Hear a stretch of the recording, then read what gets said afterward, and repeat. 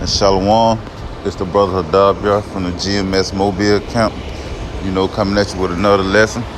But before I get started, I want to give all praises, glory, and honor unto Yahweh, Bahashem, Yahweh Shah, Bahashem, Kakadash. Double honors to the apostles and elders of Great Millstone who teach and rule well. Peace and salutation to the whole elect that's scattered abroad. Preaching this truth and sincerity to you all, I want to say Shalom.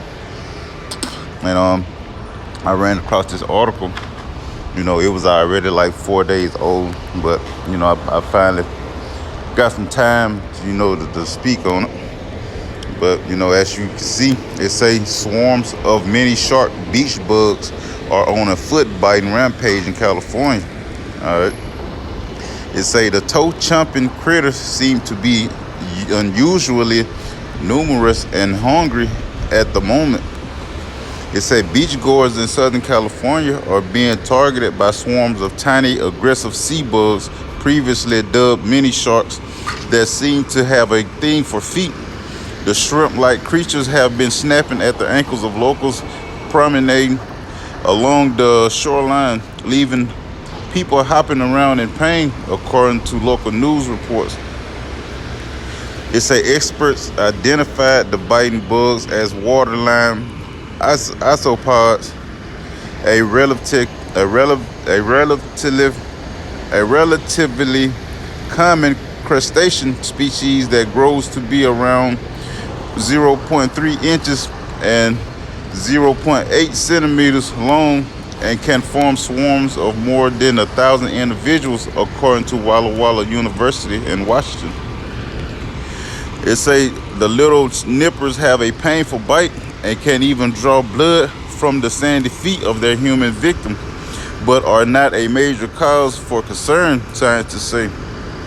On Sunday, August 28, CBS 8 San Diego reported biting incidents on beaches near San Diego. Local resident Tara Suavage, who was bitten by one of the isopods at De Anza Cove in the Mission Bay area of the city, described the experience to CBS 8, calling it painful and surprising. All right. She said, I had blood all over my foot and in between my toes. Suave said, it was like small piranhas had bit me, but after she rinsed off her feet with water, the pain subsided within 15 to 20 minutes. She added, all right, and if I'm not mistaken, this might be the last name of a northern tribe female. All right, if I'm not mistaken. But it say isopods belong to an order of woodlouse resembling crustaceans that include more than 10,000 marine, freshwater, and terrestrial species. They range in size from tiny critters like Echitone to massive 10-inch, 26-centimeter monsters that roam the sea floor. It say waterline isopods are found year-round along the California coastline and on the beaches in the Pacific Northwest regions of the United States and Canada. People can be bitten anywhere the tiny critters congregate, and though groups of biting incidents rarely occur consistently in a single area, they do sometimes happen. All right, and up that top is a video. It ain't loading up, but it show you how big this creature get. That roam the floor of the sea. And they get large, man, like the size of a 8 to 9 month year old puppy, man. All right, but they described it as a newly created beast, or a newly discovered creature. All right, because even though Esau run the world right now, he still haven't discovered all of the creatures they're in. But reading on, it say, for example, in 1993, an increased number of the nipping crustaceans near Newport Beach, California, led to a sharp increase in people being bitten, including an unfortunate 2-year-old girl who ended up with the biting bugs in her diaper, the Los Angeles Times reported at the time. They say they can be pretty nasty when they get going, Richard Brusker said. An invertebrate zoologist at the University of Arizona and a former curator of crustaceans at the San Diego Natural History Museum told the Los Angeles Times in 1993. They say there are like many sharks. They can attack you like a wolf pack, but with a bite comparable to that of a mosquito, he added. All right. And he down playing, you know, the pain, cause the chick said it was painful. All right, and mosquito bite is not painful, man. All right, but it said that however, it is unclear what causes these rare and sudden increases in the abundance of Echectone, Brusker said. All right. It say the isopods spend most of their lives buried beneath the sand along the tide line of sandy beaches and typically emerge in shallow water as the tide goes out. When a dead fish or other large carcass washes up, the critters quickly strip the carcass of flesh using their serrated mandibles, according to Walla Walla University. It say the isopods' ability to quickly gnaw their way through flesh has caused problems in some fish forms where caged fish are unable to shake off the parasites. They say the ravenous crustaceans can also create issues for forensic pathologists, making it difficult for experts to identify the bodies of drowning victims. According to the website Biodiversity of the Central Coast, a digital field guide to the biodiversity of British Columbia, Canada, maintained by the University of Victoria. It say ichthyologists also use the isopods to strip the flesh from the bones of dead fish in order to study the fish's skeletons, according to the Los Angeles Times. It say individual isopods bites can bleed and may remain painful for up to several hours, but the wounds are very shallow and usually do not leave any lasting damage. However, large swarms of isopods can sometimes lead to more dangerous encounters.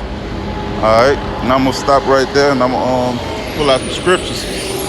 All right, and I'm at work right now, so please, excuse the background noise.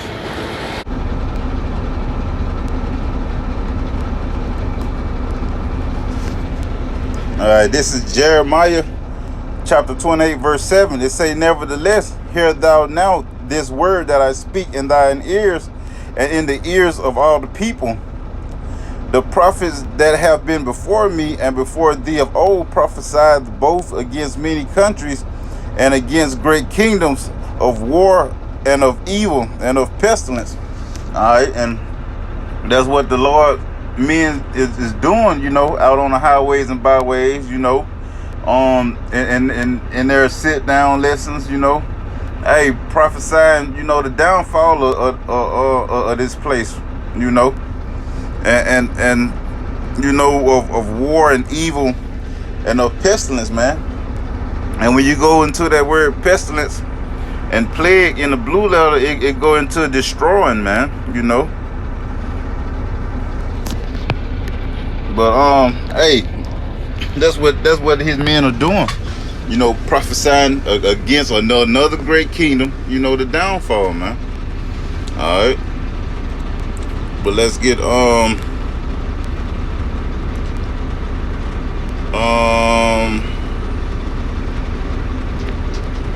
Ezekiel 7:12. It say, the time is come, the day draweth near, let not the buyer rejoice, nor the seller mourn, for wrath is upon all the multitude thereof.